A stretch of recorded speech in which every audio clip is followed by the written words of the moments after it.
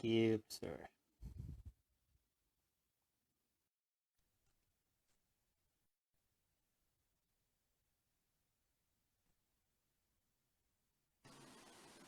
Ô Luiz, Boa noite, professor. boa noite, tudo bem? Opa, Tudo bem com você? tudo bem, cabelo de quarentena aqui, pera, deixa eu dar uma arrumada dele agora que eu vi como é que tá o bicho aqui. E aí, como é que você tá, hein? Tudo bem, graças a Deus. Professor, Oi. prazer imenso poder falar com você aqui, viu? Tive a imensa honra de ter tido aquela aula lá em São José dos Pinhais com você, Sim, foi sim. sensacional. E agora a gente poder voltar a trocar uma ideia aqui, aprender com você. Eu sempre falo que meus convidados são pessoas que eu sinto prazer em ouvir.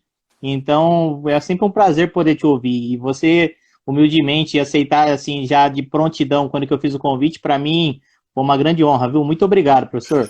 Imagina, é uma satisfação para mim, aquela memória, né, aquela lembrança que a gente construiu ali com aquela turma foi muito boa, era uma turma muito boa, bem participativa e é sempre uma satisfação poder contribuir com o esporte e com o futsal, especificamente futsal. É uma modalidade que eu amo demais e que é muito pouco valorizada no país, né? Todo mundo bate palma a hora que Verdade. levanta o caneco, mas na hora de dar uma força, dar um apoio, a gente sabe que é mais difícil. O futsal é mais difícil, a gente sai lá de trás, né? Verdade. E para a gente iniciar nosso bate-papo, professor, se puder, a pergunta eu sempre faço, a primeira pergunta ela sempre é padrão, Tá. para mim poder, para todo mundo poder conhecer um pouquinho melhor o convidado. Então, gostaria que o professor falasse para nós como que você iniciou, né, no futsal, como é que foi seu desenvolvido seu trabalho, quando foi o primeiro clube, um pouquinho da sua trajetória dentro do esporte, não só do futsal, mas também em outras modalidades. O professor pode fazer uns parênteses. Então, para todo mundo poder conhecer um pouquinho mais o psicólogo Eduardo, por favor. Tá bom. Eu sou meio veiaco aí de profissão, né? Tô nessa área aí desde 96.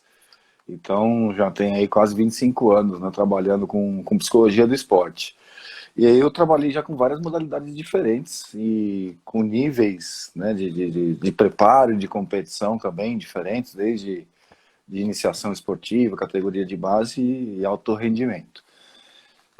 No futsal, a minha primeira experiência foi como supervisor de psicologia e foi no Atlético Mineiro. A gente tinha um projeto, eu morava em Belo Horizonte, e tinha um programa de estágio na universidade, que era em psicologia do esporte, e o pessoal lá do Galo, eles foram muito solícitos, né? Aceitaram aí a nossa proposta, então a gente colocou alguns alunos lá para começar na escolinha, para fazer estágio na escolinha, para ajudar ali os professores e para dar assistência para a meninada que estava começando, dando seus primeiros chutes, né? Suas primeiras defesas também. E de lá a gente foi colocando bastante gente, então até chegar na equipe principal do Galo, logo depois ali daquele momento mágico, né, dos anos 2000 ali. Essa foi a minha primeira experiência, e aí depois, mas aí trabalhei com futebol de campo, com outras modalidades, e aí eu recebi um convite que veio pelo Reinaldo Simões e pelo Vander Iacovino, que era o assistente técnico da seleção em 2012. Então, aí eu pude me aproximar da seleção e ter minha primeira experiência com a seleção principal e depois, de novo, em 2016, fiz parte aí do fim do ciclo, estivemos lá na Colômbia também. Então, já vivi bastidor aí. Bastidor sempre bom, né? Sempre bom, porque é sempre pessoal qualificado que joga e que trabalha, né, no nível de seleção. E alguns trabalhos coroados, outros não, mas sempre experiências muito ricas. Pô, muito legal. E para a gente iniciar o nosso bate-papo, professor, vamos fazer uma principal, né, pergunta, para depois a gente poder ir aprofundando um pouquinho mais em alguns casos. Tá. Mas, assim, como que você enxerga a importância, né, do psicólogo dentro de uma comissão técnica? Vamos falar da nossa modalidade, né, do futsal. Como que você enxerga essa importância, professor? Porque muitos profissionais sabem dessa importância, porém outros ainda não são conhecedores, né, de quanto isso ajuda. Então, para que todo mundo possa ter o mesmo parâmetro, você poderia estar explicando para nós, por favor? Claro. Eu vou começar pelo contexto que eu considero que é o ideal e que não é o que a gente tem no Brasil, tá? E aí depois a gente vai esmiuçando. no Congresso Internacional de Futsal que aconteceu em Brasília no ano passado, foi um congresso bem interessante, na minha opinião, eu pude conversar com o pessoal da comissão técnica da seleção portuguesa. E eles estavam me contando que eles têm um psicólogo lá em tempo integral, que é um membro da comissão, que vive com eles o dia a dia, né, de treino, viagem, competição, e que esse é o contexto que eu considero que é o que funciona mais, porque aí o profissional de psicologia está no dia a dia, ele consegue ver flutuações importantes de comportamento, ele consegue contribuir de verdade com a comissão técnica, porque eu não acredito num trabalho segmentado, né? Então vai lá o preparador físico, faz a parte dele, vai lá o fisiologista, faz a parte dele, vai lá o psicólogo, vai lá o fisioterapeuta. Eu acho que a gente trabalha em equipe, do mesmo jeito como a gente espera um trabalho cooperativo dos jogadores, a comissão técnica também precisa funcionar assim. Então, em alguns momentos a gente vai do trabalho múltiplo, trabalho interdisciplinar, e às vezes até transdisciplinar, né, com todo mundo trabalhando junto ali, assim, acho que essa é a troca mais legal. Mas a gente está muito longe de ter essa realidade aqui no Brasil, e aí em seleções, né, que geralmente costumam ter trabalhos pontuais, mais pontuais mesmo, como também nos clubes, né, principalmente nos clubes que tem uma carência muito grande de recursos, né, inclusive de recursos financeiros. Então, às vezes você tem uma realidade na qual o treinador ele dá o treino, ele cuida da preparação física, faz às vezes de médico, dirige a van, prepara o Gatorade, né? Então acumula Verdade. múltiplas funções, né? O que sempre me faz ficar atento, porque essa é uma condição de estresse para o treinador, porque não é só Sim, fazer o trabalho dele, é fazer tudo, né? E o treinador, verdade. puxa vida, carrega muito peso nos ombros. Então, essa é a realidade que não permite também a gente contar com uma série de serviços que são essenciais, né? E o psicólogo, eu acredito que é um deles. Então, ainda é a realidade no nosso esporte, apesar da nossa história vencedora, essa carência, né, de recursos financeiros e humanos, e dentre eles também o do psicólogo. Então, fica difícil da gente acompanhar no dia a dia, porque quase nunca a gente está presente ali, né? Acho que são poucas as equipes que disputam aí a liga, inclusive, que contam com serviços de profissionais de psicologia. Mas num cenário melhor, eu diria, o psicólogo tende a ajudar muito. Por quê? Porque ele acompanha os jogadores, ele pode ajudar individualmente, ele pode ajudar o coletivo, ele vai municiando os demais membros de uma comissão técnica com informações que são importantes e relevantes para a gente manter todo mundo focado na preparação, todo mundo realmente com foco, né, entendendo que o acúmulo das tarefas do dia a dia que nos leva a chegar confiantes numa competição. Então, confiança você não instala assim, confiança você constrói, né? Perfeito. E até para a gente dar sequência, professor, você poderia estar abordando qual a diferença entre o psicológico e o emocional, que eu vejo que há muita confusão, né, nessa relação, né? Pô, como é que você pode estar explorando isso para nós, professor? Como é que a gente pode, de uma maneira simples, ter essa diferença? Esses são os processos humanos complexos, então é difícil de falar de simplicidade, mas eu não vou me alongar e nem exagerar demais em detalhes aí, mas tentando, né, fazer com que a gente possa conversar sobre isso de uma maneira mais prática, que eu acho que é o nosso desafio do Isso. dia a dia.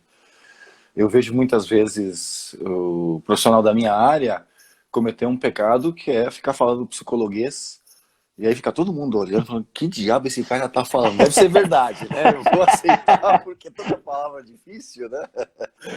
Mas assim, são processos complexos, mas são processos complementares. Você tem a parte fisiológica da emoção, você tem a parte que a gente chama de verbal da emoção, então é o que eu penso, né? É como que eu me avalio, é como eu avalio a situação. Então são todos fenômenos que vão acontecendo ali, ó, juntos, né? E um acaba influenciando no outro. Então, a parte emocional, geralmente a gente fala muito mais da parte fisiológica, mas ela não é só isso, né? Ela é o todo. E quando a gente pensa fala de pensamentos, né, ou do psicológico, o psicológico engloba tudo isso, a parte emocional, os pensamentos, como eu me avalio, como que se eu tenho ou não habilidade de autoconhecimento, de autoobservação, de autorregulação. Porque, assim, isso eu acho que é uma parte bem importante, né, Luiz? Assim, Sim. todo atleta sente, todo.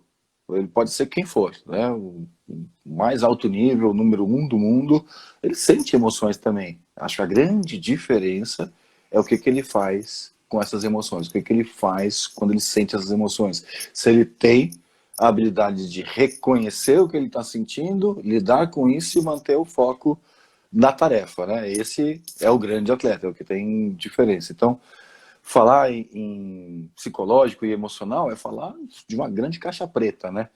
Que a gente acaba atribuindo, assim, eu não sei como explicar, então foi psicológico. Chama um psicólogo lá, né? Resolve aí essa parada que eu não sei exatamente o que fazer. Mas, assim, são processos complexos, mas que tem um funcionamento regular, que obedece a padrões, que pode ser entendido do ponto de vista científico. Então, nesse sentido, é possível entender como funcionam os processos psicológicos e, inclusive, controlá-los no bom sentido, né? Controlá-los para que eles não atrapalhem, para que você possa otimizar o rendimento de um atleta. Pô, bacana demais. Professor, até para a gente dar sequência aqui, o professor tinha comentado, né, sobre a questão do foco. Sim. Qual maneiras assim que a gente pode tá desenvolvendo assim, né? No caso, quando que tem a função do psicólogo é mais tranquilo porque ele já domina todas as ferramentas, né? Uhum. Mas para a gente poder tá entendendo um pouco mais, como que é feito esse desenvolvimento do foco e concentração dos atletas? Como que vocês procuram estão trabalhando isso para que vocês consigam ter o atleta bem concentrado, para que consiga aqui desenvolver a atenção do atleta, né? Que aí vai desencadeando várias coisas, né, professor? Até chegar na questão da confiança, né? Como Sim. que vocês trabalham isso? Esse tem que ser um processo gradual, respeitando o desenvolvimento dos atletas mais jovens, né? Entendendo que eles precisam de condições, boas condições para aprenderem a suportar a pressão e manter o foco na tarefa, né?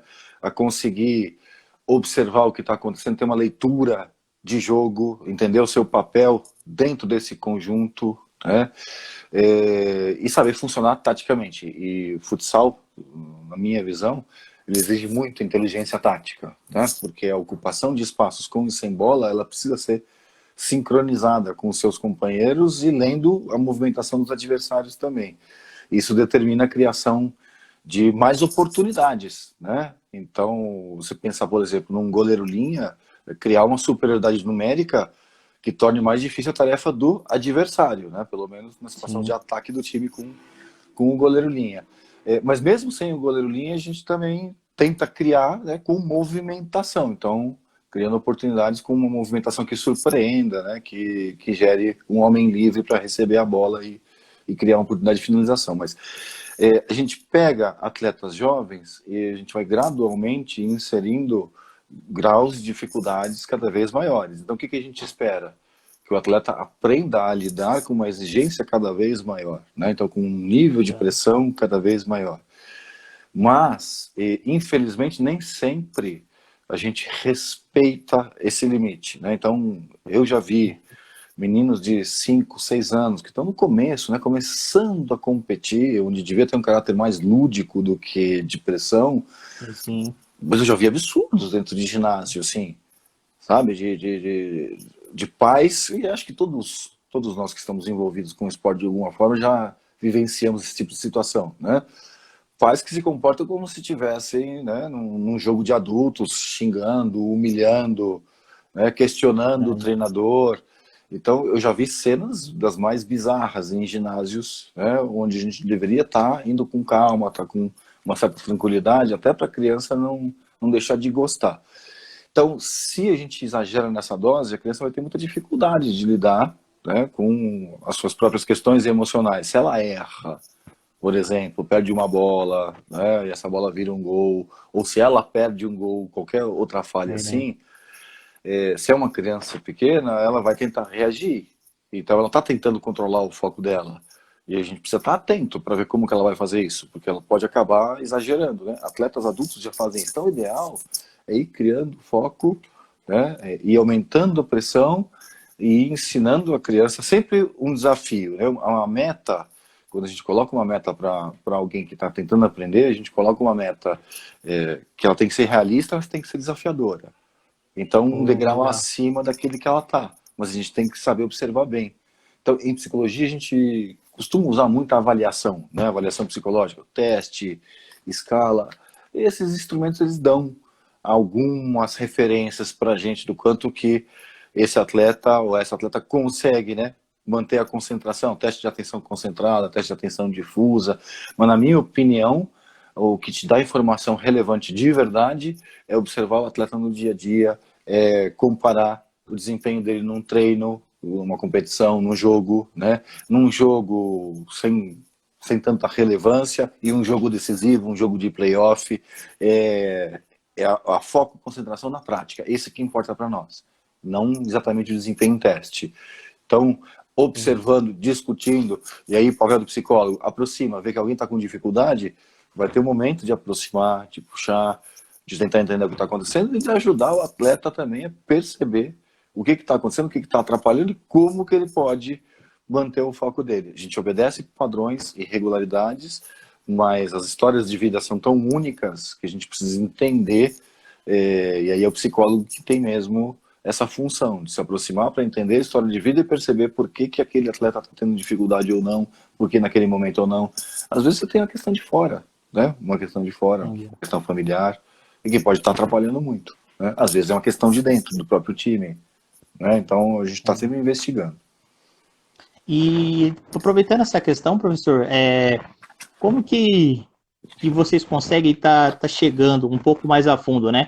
A ponto que o jogador, o treinador, o ambiente, ele tem aquela fase de vulnerabilidade, né? Que todo mundo se permitam, né, falar, né, das suas deficiências, das suas dificuldades, porque isso é muito difícil perante a criação de cada um, em N situações. Como que vocês fazem para conseguir chegar nesse ponto de que faz total diferença, né, para um grupo? Quando o grupo todo se permite abrir, eles vão colocar muitos os pontos negativos, né? Muitas dificuldades, muitas coisas. E aquela dificuldade, essas situações, elas fortalecem, né, o ambiente, elas fortalecem o grupo de modo a começar a criar uma sincronia, né? Criar uma sinergia, criar um ambiente totalmente diferente. Eu já passei por isso. Mas como que vocês fazem esse desenvolvimento? Porque não é fácil. Não é, mas essa é a parte que eu diria é a parte mais gostosa do trabalho de preparação de um time para competição, né? Colocar todo mundo ali numa página parecida, todo mundo focado em objetivos coletivos, né? Entendendo que atingir objetivos coletivos, você vai beneficiar todos os indivíduos, mas que o pensamento contrário não é verdade. Às vezes você tem um que está cumprindo o seu papel, mas o resto do time não. Dificilmente um time vai ganhar numa situação dessa, né? Vai ser uma equipe vencedora. Eu acho que todo mundo que está envolvido no esporte sabe quando você está num ambiente que tem característica de time que vai chegar. Trabalho vencedor, né? Vamos dizer assim. E aí, quando você atinge esse patamar, aquilo contamina, né? E quem vai saindo de lado fala, não, peraí. Tem que voltar para cá, porque aqui tá bom, né? Esse time é legal. Sim. Esse time pode mesmo disputar títulos, né? Ou atingir os nossos objetivos, eles sejam quais forem, se não forem disputar títulos. Para fazer esse trabalho, a gente tem que ter a confiança dos atletas. E essa conquista da confiança, ela é o primeiro e possivelmente mais importante passo, porque permite todo o resto. Se eu não tiver a confiança dos atletas, eles não vão se abrir comigo, né? Eles não vão falar o que de verdade eles pensam e muito menos falar dos medos que eles têm, né? Das inseguranças. E falar sobre isso com um profissional de psicologia é fundamental para que a gente possa trabalhar. Senão fica um trabalho, sabe, superficial, a gente não consegue persuadir pessoas no sentido de elas se comprometerem. A gente não consegue ajudar as pessoas a resolverem as suas questões, sejam de fora ou de dentro, e se comprometerem. Então, esse trabalho que a gente chama de vínculo, né, de formação de confiança, eu costumo, sempre que eu começo um trabalho, eu falo assim, olha, só vai funcionar se vocês confiarem em mim. Só que é o seguinte, vocês não vão me dar confiança de graça. Eu estou dizendo para vocês que eu sou confiável, vocês vão testar, vocês vão descobrir.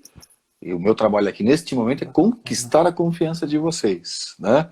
E eu acho que é assim que funciona, né? A confiança, a gente olha, fica meio assim, e aí a gente vai vendo se funciona ou não. Há umas 2 semanas atrás eu participei de uma atividade de um time de futsal aqui do Brasil. Eles pediram, vamos fazer uma reunião com alguns atletas, com a comissão técnica, vamos lá.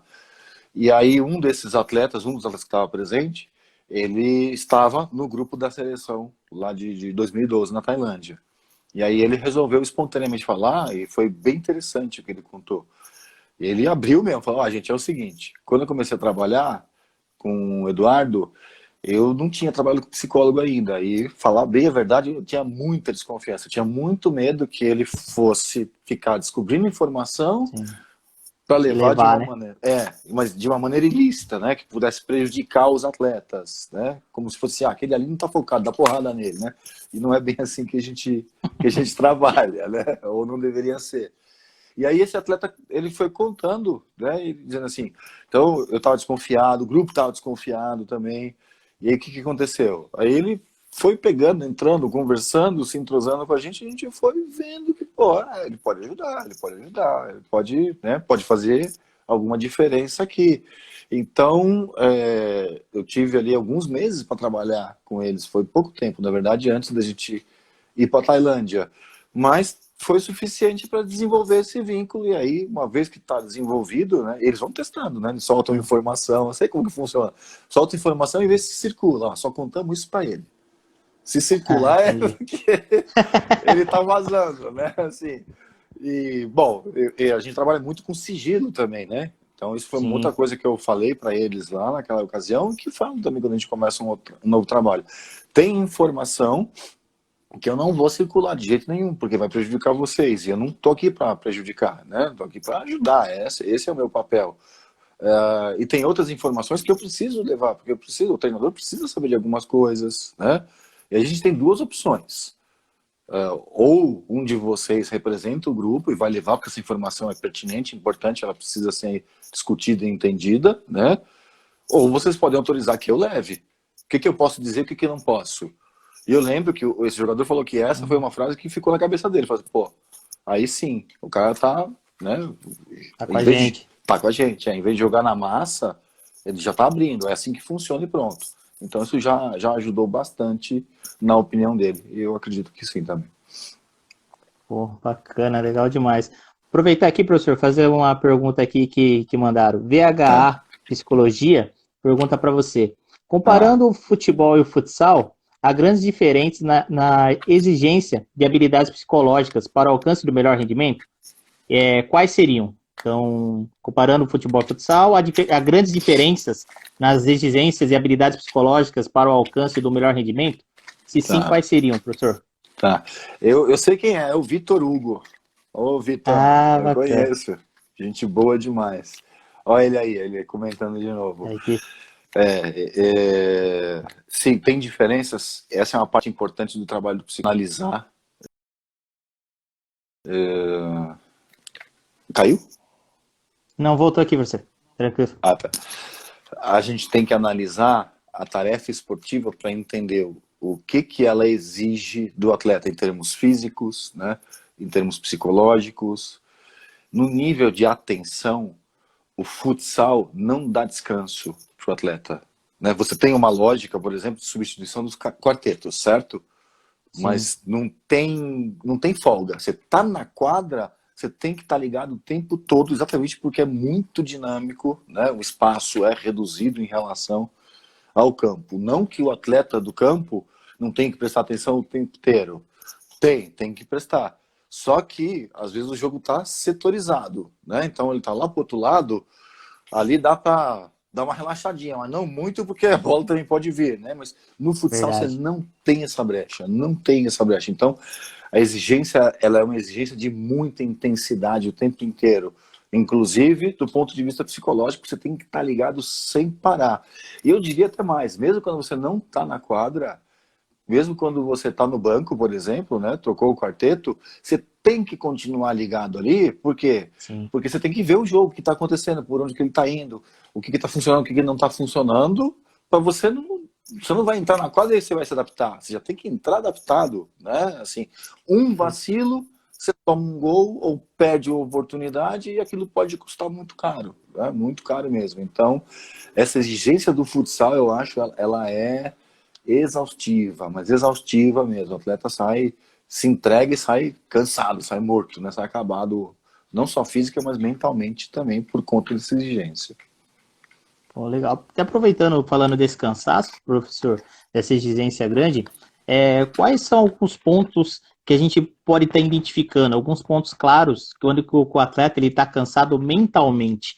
Porque muitas vezes, fisicamente, ele até consegue desenvolver, mas aí você consegue perceber que as decisões dele tá sendo muito equivocadas, muito coisa. Mas além disso, tem alguns pontos que a gente pode estar identificando e qual a maneira da gente gerir isso? Porque muitas vezes pode ser, dependendo da equipe, é o nosso melhor jogador, né? Então, consequentemente, é isso, você precisa dele muito tempo em quadra. E você desgasta ele ao extremo. Como que de lidar com essa situação? É difícil separar, né? A preparação física da mental, nesse caso. Então, algo que sempre me chama a atenção é o desafio de realizar uma preparação que permita ao atleta estar em alta intensidade o tempo inteiro, enquanto ele está em quadra, né? Então é como se a gente precisasse prepará-lo para uma sobra, mas nem sempre isso é possível, né? Então às vezes ele chega mesmo no limite. E aí, se ele tiver, por exemplo, né, exausto fisicamente, ele vai ter prejuízo psicológico também. E a verdade, o inverso também é verdade. Se ele está muito nervoso, se ele está preocupado, né?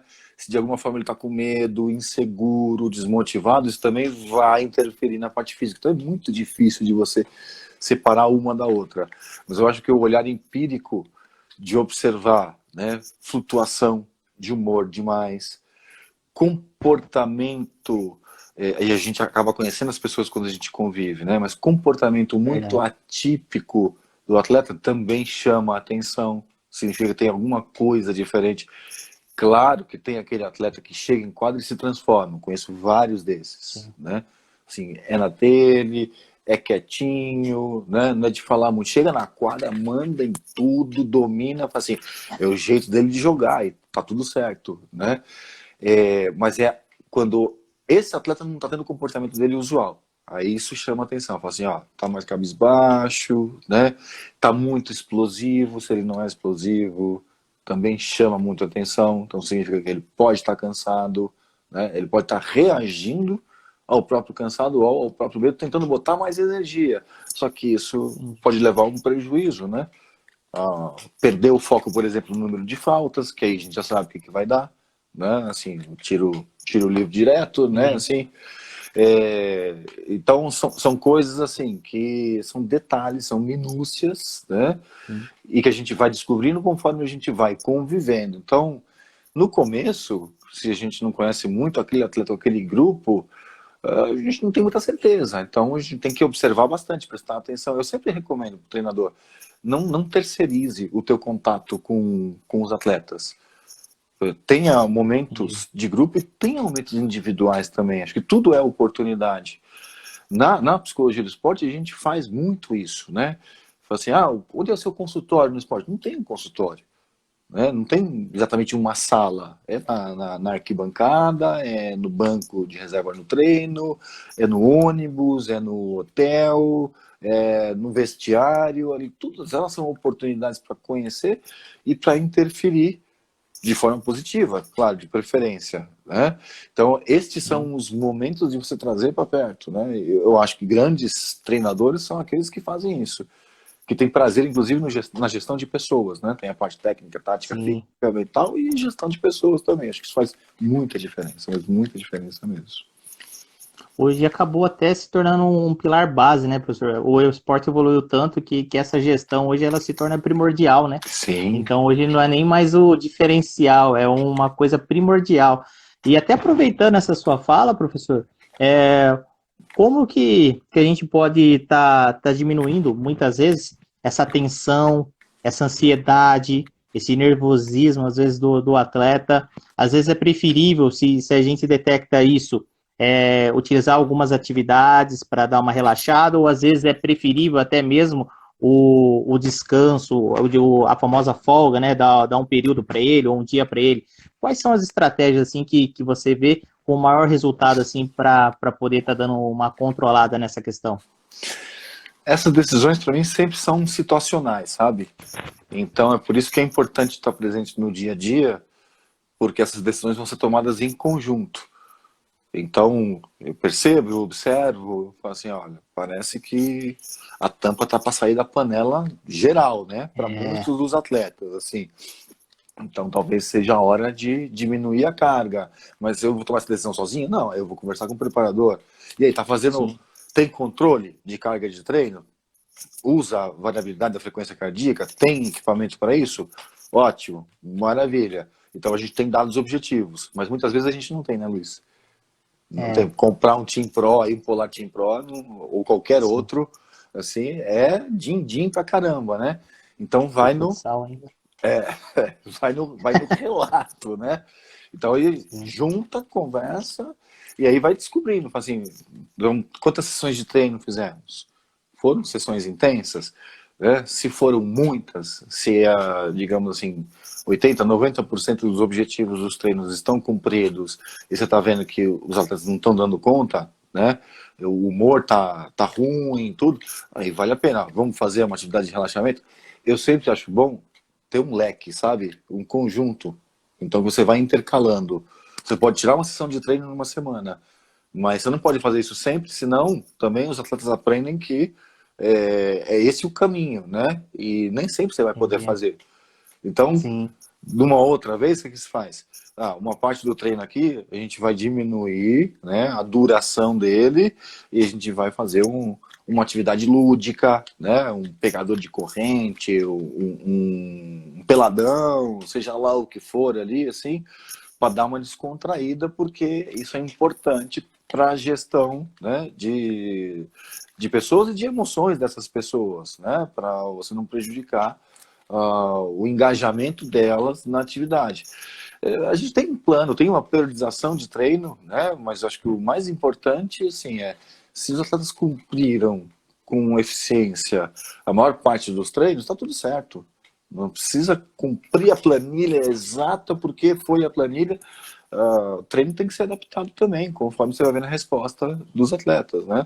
Se dá para fazer isso coletivamente numa comissão técnica, melhor. Se não dá, aí mais um motivo para aquele argumento que eu usei agora há pouco, do treinador, do responsável, estar sempre observando flutuações de comportamento, de humor, né? Sempre estar conversando, porque você toma decisões com base nisso. Né? bom, legal demais, professor. E, e aquela questão, professor, que de separação muitas vezes de atletas, né, em quartos, porque eu vejo que isso passa muitas vezes despercebido por muitos, né? Então, principalmente vocês, quando que vocês foram lá para a seleção, para o Mundial, tudo mais, não é um papel simples identificar, né, o perfil de cada um e conseguir casar a dupla ou o trio, não sei como é que é feito. Como é que vocês procuram tá desenvolvendo isso? É colocar um mais agitado com outro mais agitado? É um mais agitado? Como que é que vocês separam os perfis assim para dar certo, para que eles consigam se respeitarem a ponto daquilo não virar uma tensão, né? De tipo, eu quero dormir, mas o Eduardo não para de fazer barulho, isso Ah, daí acaba afetando o meu humor. Como que você desenvolve isso? essa é uma pergunta bem curiosa, porque isso aconteceu mesmo, tá? Inclusive na seleção. Numa das primeiras reuniões que eu tive com os atletas, eles não estavam muito falantes ainda, né? E eu vi que estavam bem naquela desconfiança que eu tinha relatado agora há pouco, mas eu vi que tinha algum assunto que estava rolando ali entre eles, porque um ia, falava no ouvido do outro, aí vinha, né? E ficava aquela roda. E aí, mais pro fim da reunião, eu falei assim, eu acho que tem alguma coisa incomodando vocês, né? Vamos jogar a real? Vocês já perceberam que aqui comigo o papo é reto, então vocês podem jogar a real. Se eu não gostar, eu vou falar e vice-versa, vamos nessa, né? Aí eu falei assim, tá bom, é o seguinte, a gente quer saber se você vai interferir na escolha dos quartos. né? Se você vai dizer quem vai ficar com quem no quarto. Caramba. Eu falei, não, cara, eu não acho que esse é meu papel, né? Assim, não vou definir isso. Era em dupla, né, que eles ficavam. Mas eu acho que isso vai se ajeitando por afinidades pessoais. Essa parte, tenho certeza que ela é muito importante. Quando você está no seu quarto, na concentração, você tem que ter um momento assim, de descanso, para tirar a armadura. Né? Que a hora que você bota o uniforme, seja de treino, seja de jogo, aquilo ali é uma armadura importante. Né? Então, a hora que você Sim. sair, você for para o seu quarto, é um momento que tem mais intimidade, onde você vai conversar, né? Com família, um filho, esposa, namorada, ou vice-versa, né? Então, você tem que estar à vontade para isso. Então, eu acho que a gente só interfere se a gente vê que tem algum quarto que está dando problema, né? Se algum atleta vem e fala assim, não estou aguentando mais ficar com fulano, não dá. Né? Aí a gente pensa numa dança das cadeiras aí, mas senão vamos deixar as afinidades naturais eles se encaixando ali. Porque eles acabam se conhecendo, né? De outras convocações ou de outras oportunidades. E aí tendem a ir se encaixando, né, naturalmente. Mas isso também acontece com comissão técnica, tá? Assim, É, né? eu acho que eu não tenho problema com ninguém, mas eu não sei o que meus companheiros de quarto aí nessas convocações poderiam dizer. Porque eu acordo cedo. Sensacional. Eu acordo cedo para correr, Né? então eu devo atrapalhá-los. Que legal, sensacional. E, e até aproveitando, professor, antes da gente falar de motivação, de você às vezes poder aprofundar um pouquinho mais a motivação, a automotivação, mas assim, ó, até que ponto o treinador ele pode estar vendendo uma ideia? Porque muitas vezes a gente vende uma ideia que é plausível. Então você monta uma equipe considerável, você consegue chegar. Mas às vezes você não tem aquele recurso, você não tem aquela situação para poder muitas vezes competir, mas você precisa competir contra aquelas equipes. Como que o treinador precisa desenvolver a venda dessa ideia? Porque bem no nítido ele sabe que a equipe dele está abaixo em Uhum, algumas questões, uhum. mas ele precisa ser convincente, ele precisa ter aquela crença. Então, como é que ele faz para estar desenvolvendo essa crença de modo com que todos passem a acreditar naquela ideia?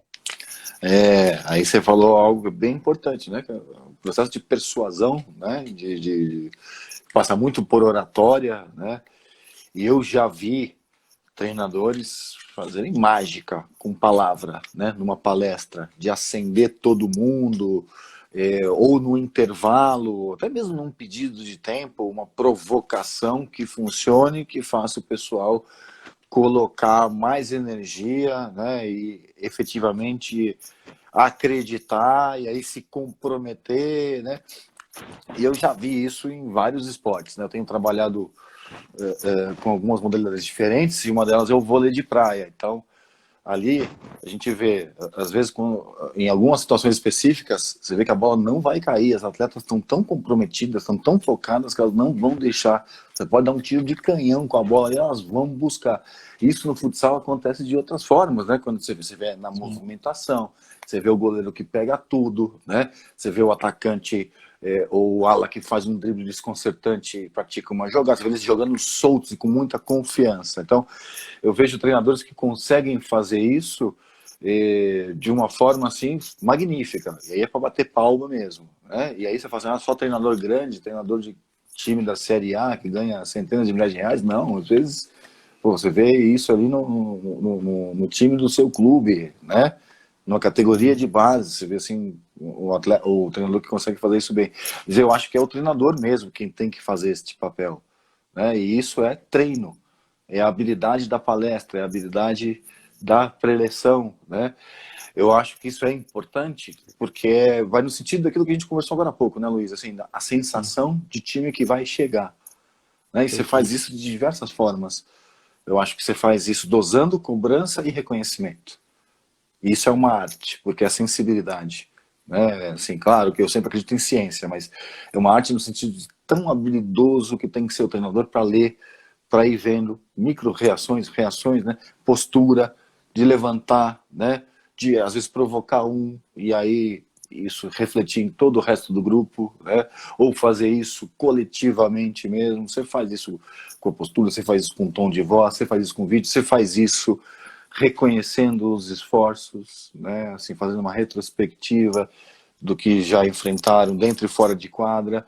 Tem muitos elementos, tem muitas formas de você trabalhar esses aspectos motivacionais e dar um turbo, né? Dar um boost ali nos atletas.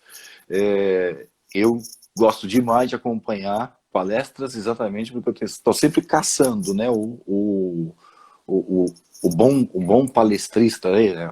Desculpa, o bom palestrante, que é aquele que sabe escolher palavras e usar, né, pequenas flutuações. Às vezes você vê, começa a frase de mansinho e termina, né, com um volume alto, e isso pode servir para contaminar. Isso pode servir para contaminar no sentido, né, de motivar os atletas.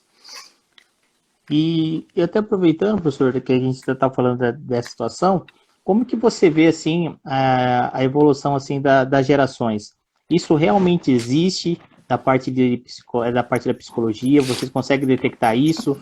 Porque a gente precisa muito do feeling, né, de cada Sim. atleta. Tem atleta que só vai você xingando, tem atleta que só vai você falando manso, tem atleta que você tem que beliscar e assoprar. Então varia muito o perfil. Mas como que vê isso? Porque antigamente era muito normal a gente detectar a essência, vamos dizer assim, do treinador com muita cobrança e o atleta respondia.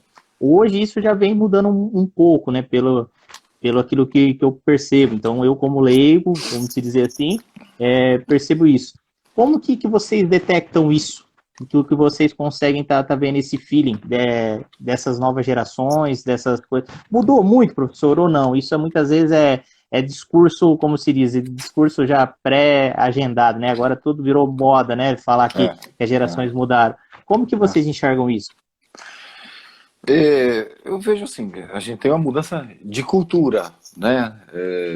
Na formação dos treinadores também. Então, se antigamente a gente tinha um predomínio, né, dos chamados práticos, né, do ex-atleta que se tornava treinador, hoje você vê o pessoal passando por uma formação, né, seja ela na graduação, seja uma licença, né, de confederação, alguma coisa assim. De qualquer maneira, eu reconheço assim que tem uma mudança, mas eu não sei dizer ainda da qualidade dessa mudança, porque acho que é algo que está em processo, né? Mas eu acredito que o treinador, eu gosto da metáfora da caixa de ferramentas. Ele não pode ter só martelo na caixa de ferramenta dele. Porque tem situação, tem atleta em que é a martelada que vai fazer funcionar. Mas em algumas outras situações você precisa de uma chave Phillips, né? Você precisa de um alicate, né? Você precisa ter um número grande de ferramentas, de recursos que você saiba usar e que você saiba ler a situação. Falar assim, agora é hora disso, agora é hora daquilo, né? Agora é hora do outro. Então, para que você tenha essa caixa de ferramentas diversificada, você precisa estar sempre aprendendo. Né? E para você estar sempre aprendendo, você tem que ter a humildade de querer melhorar sempre, continuamente. Então não é porque de repente ganhou um título, seja ele mundial ou do torneio do clube, do torneio interno da escola, que você fala, pronto, agora tá tudo certo, não precisa aprender mais nada, já sei tudo. Acho que cada torneio, você não ganha com a história que você trouxe de antes. Você ganha vivendo ele. Não é só jogo a jogo. Sim. É bola por bola, né? Assim, isso se aplica para jogador, mas se aplica para treinador também. De ter a humildade de estar aprendendo, de reconhecer que às vezes tem erros, né? Claro que valorizar os seus acertos, mas de estar buscando. No campo da psicologia, a gente tem uma área que eu acho que é uma área muito importante para os treinadores, que é o campo das habilidades sociais, ou habilidades de relacionamento. Então, se alguém depois quiser, pode me procurar e eu indico. Tem um casal Del Prete, que são dois psicólogos aí conhecidos na minha área, que eles trabalham bem, eles falam de mais de 50 habilidades de relacionamento. Então, pô, é habilidade pra caramba. Habilidade de relacionamento é que é ouvir, falar, né? Tem empatia, não, é bem mais do que isso, né? Tem as básicas e tem as mais complexas. Então, o treinador precisa dominar essas habilidades de relacionamento, mesmo que ele não vá usar todas, né? Tem aquelas ferramentas da caixa que você fala, por que estão aqui? Eu nunca usei, não sei nem se vou usar, nem sei para que serve, mas é bom ter, né?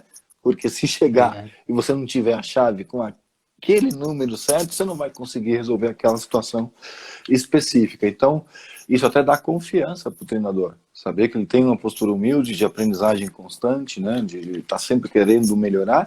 Inclusive, ele vira modelo para o comportamento do atleta. Né? O atleta fala, pô, se o meu treinador faz isso, né? A liderança pelo exemplo, que eu acho que é fundamental. Não dá para o treinador exigir algumas coisas do atleta e fazer o contrário. Né? Porque aí você gera o quê? Desconfiança. Assim, pô, se o meu líder quer uma coisa de mim, mas ele faz isso, eu não vou na dele, né? Posso até falar para ele na frente dele que eu vou, mas por trás você acaba não ganhando ele como você precisa, que é disso que a gente está falando, né? Verdade. De você pegar e, cara, meu, eu vou para a guerra com você, vou, pode deixar, Isso. né? Então essa humildade eu acho que ela é importante, não é excesso de humildade. Né? Porque excesso de humildade você confunde com insegurança, né? É a Perfeito. humildade de, pô, você ter, conquistou e você mostrar e você puxar e aí você consegue liderar de verdade. E até que ponto, assim, professor, é aquela linha tênue que muitas vezes, assim, nós precisamos chegar nela, que entre aquela do, vamos dizer assim, o modesto e o arrogante. Hum, Até que ponto, assim, a gente pode estar caminhando, assim, porque muitas vezes a gente quer passar aquele conhecimento, que a gente quer passar aquilo lá, mas às vezes a gente não consegue chegar nessa linha, né? Então a gente ou fica um pouco para baixo ou fica um pouco para cima, ou sim. seja, ou a gente fica com medo de passar muita coisa e a pessoa às vezes pensar que a gente está querendo se aparecer, ou a gente Uhum. passa da linha e dá a sensação de arrogante, né? Daquela sensação de tipo, pô, ele tá falando isso para querer se aparecer e não sei o quê. Como que faz para encontrar esse autocontrole, professor? Ah, isso é experiência, né? E aí Entendi. não tem uma outra fórmula. É tentando, errando, e acertando, deixando que a experiência te molde, que a experiência te mostre. Então, tem que arriscar. E isso é também sair da zona de conforto. Né? Tem momentos para experimentar, momentos que você pode e deve fazer isso, porque aí você vai pegando a manha. É como você aprender um fundamento novo, né? Digamos, com a bola. Você aprender a finalizar de um determinado jeito, com um tipo de batida, as primeiras bolas, você pode imaginar, elas vão lá para cima, elas vão para lateral, né? Elas vão sair fracas. Então, você vai, a variabilidade, né? Você vai tentando e a experiência vai te dizendo, é desse jeito, é essa minúcia, é aqui. Então, do mesmo jeito que a gente aprende a finalizar, aprende a bater na bola, a gente aprende também, né, a se relacionar. E aí, a ousadia é a ousadia de se dar a chance de experimentar para aprender. Senão a gente vai fazer sempre do mesmo jeito. E o que a gente faz quando a gente está apertado? A gente recorre aos nossos recursos que funcionaram mais. Mas se a gente tem poucos recursos, o risco de dar certo, ele é pequeno, né? Ele é muito pequeno. Então, tem um caminho para a gente chegar até aí. Tem um caminho, que é o caminho mesmo de você aceitar que o aprendizado vem, né, exatamente com essa experimentação. Foi bem teórico, né? Mas não tem. Tranquilo. Mandar um abraço aqui rapidinho, professor, pro Batata que entrou aqui, pro Show. João Carlos Romano, mandou um abração para Ah, você, pessoal de parceiraço. São Paulo, lá, o Renato Bispo e o Marcelo lá mandou um abraço. E tem mais uma Legal. pergunta aqui, ó. Eu vi a A Ale Rose Favano aí Jo... também. Ale Favano, Ale- nutricionista aí. Pessoa Pô, sensacional. Sensacional. bacana demais. Professor, como regular a pressão dos pais em cima das crianças? Isso se tratando da base, alguma sugestão? Pois mexe muito no emocional das mesmas. E tinha É. uma pergunta do Vitor Hugo também, professor, se na base a relação dos quartos também tem alguma influência, né? Tá. Daquilo que a gente... Eu acho que a gente tem que, assim, se o grupo é novo e está se formando, Vitor, Eu acho que a gente pode dar uma acelerada, a gente pode criar ferramentas, né, como, por exemplo, tem um teste sociométrico, onde as pessoas se escolhem, né, e a princípio a gente se escolhe, sei lá, por motivos dos mais bestas, né, se a gente não se conhece bem. Então a gente pode interferir nisso quando o grupo está se formando, quando tem atletas chegando, né, mas de preferência também respeitando da mesma maneira, né, o raciocínio, que é o raciocínio de deixar as pessoas se juntarem por afinidades pessoais e só interferir se isso estiver atrapalhando o grupo ou a um dos atletas ou das atletas que esteja no mesmo quarto, tá? Eu comecei pela última pergunta, e aí a dos Dos pais. pais. Isso. Essa, em geral, é uma das maiores ou mais frequentes demandas que chegam para os profissionais de psicologia. Ela fala assim, vem cá, me ajuda aqui. O que você quer ajuda? Você quer ajuda com controle emocional? Você quer ajuda com coesão de grupo? Não, quero ajuda com os pais. Né? Faz uma barreira, porque eles passam uma baita, uma pressão. Né? E tem vários recursos, né, para isso. Eu acho que um recurso fundamental é sempre começo de temporada, fazer reunião como muitos já fazem, aproximar, explicar como é que funciona o trabalho, né, distribuir cartilha, né, se for o caso, pode ser impressa, pode ser online, pode ser de qualquer maneira, para entender que existem papéis e papéis, né? É claro que os pais, às vezes, têm expectativas de ascensão social, de realização de desejos de uma vida no esporte que eles não conseguiram ter, né? Ou quaisquer outras expectativas. Então, nesse sentido, assim, a gente tem que administrar, não dá para negar e fingir que elas não existem. Elas existem, então vamos lá. O psicólogo pode ajudar bastante. Faz uma reunião que seja uma reunião mensal, né? Uma reunião com alguma frequência, onde você possa ir administrando. Senta na arquibancada com os pais, isso é bem comum, né? Se não tem psicólogo para fazer isso, então vai ter que ser alguém ali do clube, do time, talvez até o próprio treinador, né?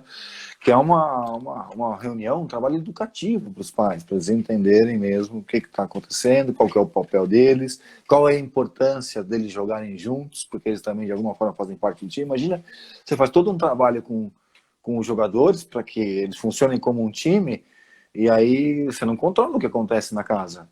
Né? Então, aí o menino chega em casa convencido do que você está fazendo, do seu trabalho, entendendo que ele precisa lutar pelo espaço dele no time, que isso não vem de graça, né? E aí o que acontece? Aí chega em casa, o pai fala assim, teu treinador sabe nada, né? Ele não te pôs para jogar, né? E aí o que acontece com isso? Aí você quebra, né? Você gera desconfiança. Então, a gente não tem como garantir que esses pais vão jogar juntos, mas a gente tem que tentar, né? E aí a gente tenta, a gente minimiza os riscos. Mas é um trabalho que tem que ser feito com constância. Em Londrina, na UEL, tem uma professora, Silvia Souza, que há muitos anos ela tem uma linha de pesquisa em psicologia do esporte que envolve árbitros, que envolve treinadores e que envolve pais. Tá? E com futsal. A maior parte das vezes com futsal. Exatamente com essa finalidade de entender todos esses atores do cenário, né, entender quais são as variáveis mais importantes e como que a gente pode botar eles para também remar juntos. Né? Então ela tem feito muitas pesquisas interessantes e muito bem feitas com relação a esses temas todos. Bacana demais. Professor, a Dirce Lara Psico, ela pergunta para você, ela fala, boa noite, sempre há questões sobre o psico do esporte, trabalhar com os atletas. E com o treinador? Como você pensa o trabalho junto aos treinadores? Boa! Oi, Dirce, tudo bem? Essa é uma boa pergunta. A psicologia do esporte nos Estados Unidos, ela começou há quase 100 anos atrás. Um psicólogo chamado Coleman Griffith, e ele escreveu 2 livros, Psicologia dos Atletas, Psicologia dos Técnicos, já entendendo que são mesmo, né, 2 vieses que a gente tem que dar atenção. Aqui no nosso país, a gente não tem esse trabalho tão desenvolvido com os técnicos, né? A não ser nas formações, nas licenças, né? Mas aí é mais para que os técnicos tenham conhecimento de psicologia e possam usar. Mas grande para mim é o técnico que tem, como já falei, humildade, inclusive a humildade de falar assim, vem cá, senta aqui, me ajuda aqui. eu tenho algumas questões aqui para discutir, eu tenho os meus limites, eu não sei fazer isso, e eu já conheci bons treinadores com um currículo absurdo e que têm essa humildade. E não à toa são pessoas que continuam progredindo, continuam aprendendo, né? Quando o treinador não tem essa postura, eu acho que o papel do psicólogo é tentar conquistar esse espaço, inclusive se mostrar disponível. Então, a gente conversou agora há pouco sobre conquistar a confiança dos atletas. A gente tem que conquistar a confiança dos treinadores também, né? Afinal de contas, o treinador pode olhar para o psicólogo e falar: essa pessoa pode ser perigosa para mim, que vai ouvir coisas que eu não sei, que o atleta não vai ter coragem de falar para mim. Então, como é que eu vou saber se eu posso confiar nele? Aí a gente vai trabalhando junto, a gente vai mostrando isso da mesma maneira, né? O treinador também faz testes com os seus profissionais ali, sejam eles da psicologia ou não, para saber se são dignos, né, da confiança. E acho que a gente tem que trabalhar para que sejamos mesmo, conquistar essa confiança. Oh, bacana demais. Senhor, fazer uma última pergunta para você aqui.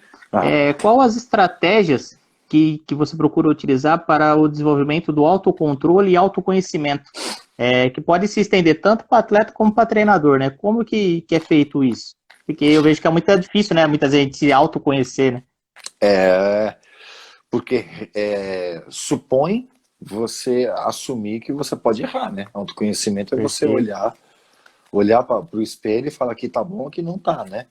Só que às vezes você pode olhar no espelho e falar assim: nossa, aqui não tá bom, aqui não tá bom, aqui não tá bom, né? Não tem nada muito bom aí, eu quero o espelho, Verdade. né? Sai dali e vamos olhar para os outros.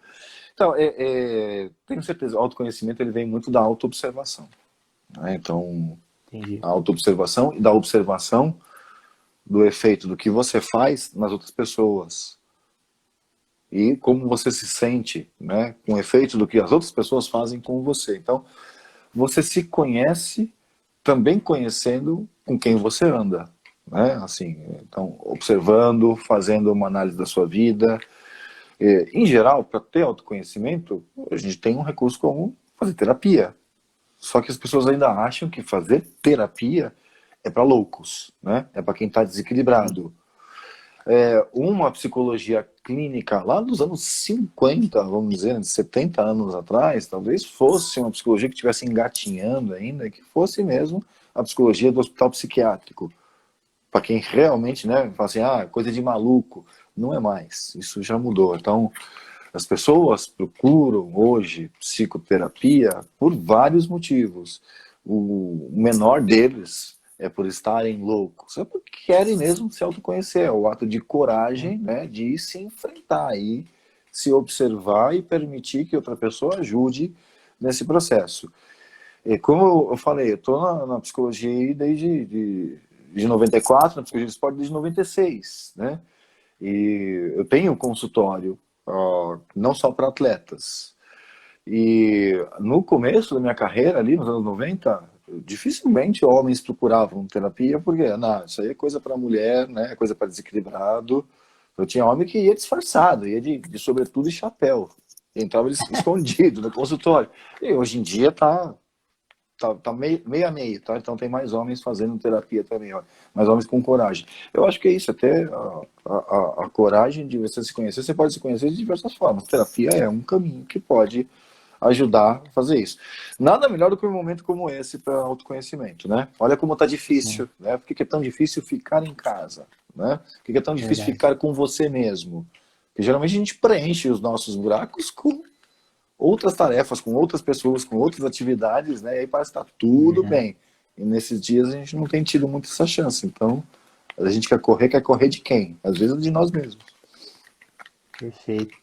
Senhor, falta 1 minuto e 10. Quero te agradecer pela participação. Que grande aula. Como eu te disse no início, é sempre um prazer estar te ouvindo. O espaço está aberto. Sempre que quiser participar aqui, ó, vai ser o maior prazer estar sempre falando com você. Então, passo a palavra para você fazer suas considerações finais.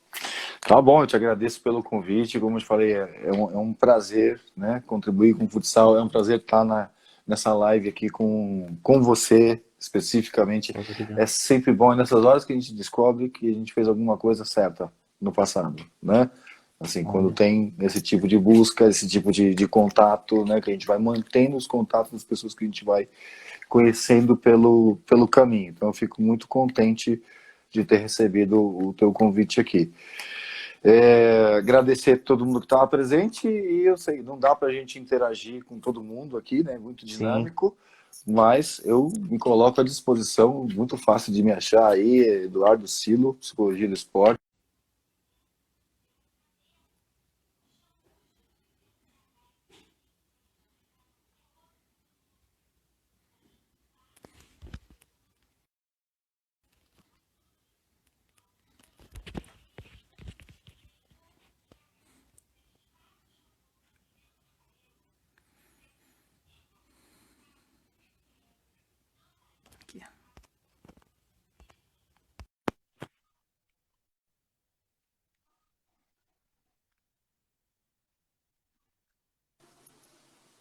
Pô, e o Instagram tá roubando um tempinho, professor, não pode.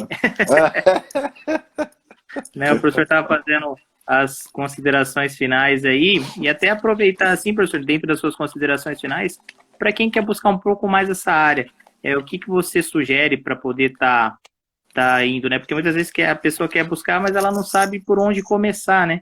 O que você sugere para essa pessoa poder estar indo buscar esses conhecimentos? Eu acredito que tem caminhos diferentes, né? Diversos. A gente tem hoje um número bem interessante de profissionais em psicologia do esporte no país, né? Então, e tem cursos também para fazer, né? Assim, então, sempre bom olhar os conteúdos de psicologia do esporte e tentar aí se aproximar, né? Buscar esse conhecimento. O que eu posso fazer de imediato, eu tenho uma página no Facebook, que é exatamente Eduardo Silo, Psicologia do Esporte, está vinculado a essa conta do Instagram, e lá tem vídeos, tem material instrutivo, e para quem tiver interesse, pode me mandar mensagem, eu indico tanto curso quanto profissionais, né, leituras, assim, tem por onde ir, né, tem caminhos para percorrer para quem tiver interesse. Só o que não pode é ter vontade de não ir atrás, né? Aí isso não é legal. Beleza, então, professor. Então, eu agradeço mais uma vez. Agora você tem tempo para poder estar fazendo suas considerações finais aqui. O espaço está sempre aberto para você, viu? Muito obrigado. Eu que te agradeço, Luiz. Foi um prazer mesmo. E coloco à disposição mesmo para o que for necessário, para o interesse que tiverem, né? E por enquanto, gente, agora o nosso grande desafio se chama paciência, né? Essa habilidade psicológica do momento, ter paciência para a gente ir conseguindo dia após dia, passo após passo, se aproximando aí de uma reabertura da nossa sociedade, com saúde, e lidando com todos os problemas que a gente vai ter que enfrentar, não vai ter jeito, né? Os problemas econômicos, os problemas sociais decorrentes dessa pandemia, né? Desse problema gigantesco e mundial, né? Então, não vamos esquecer, isso está afetando o mundo, não só o Brasil e não só Brasília, né? Está afetando o mundo todo. Então, temos que ter muita paciência nesse momento. Juntos, cada um na sua casa, mas juntos digitalmente. É o que a gente pode fazer por enquanto. É isso aí. Beleza, então, professor. Muito obrigado, viu? Grande abraço. Um abraço para você e para todos. Tchau, tchau. Tchau, tchau.